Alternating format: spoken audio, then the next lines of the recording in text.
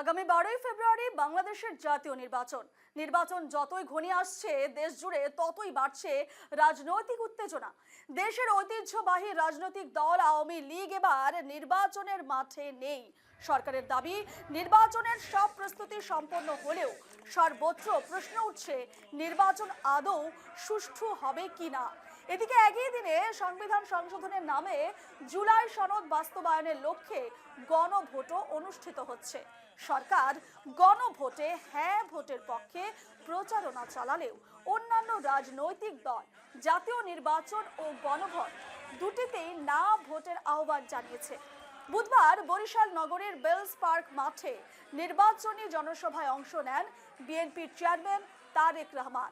তিনি বলেন, শুধু 12 তারিখ পর্যন্ত নয়, 13 তারিখ থেকে আগামী 5 বছর জনগণের পা ধরে থাকতে হবে, কারণ বিএনপি বিশ্বাস করে জনগণই সব ক্ষমতার উৎস। 12 ফেব্রুয়ারি বাংলাদেশের জাতীয় নির্বাচন এবং সেই নির্বাচনকে ঘিরে ইতিমধ্যে কিন্তু উত্তেজনার পারদ বাড়ছে বাংলাদেশের বুকে।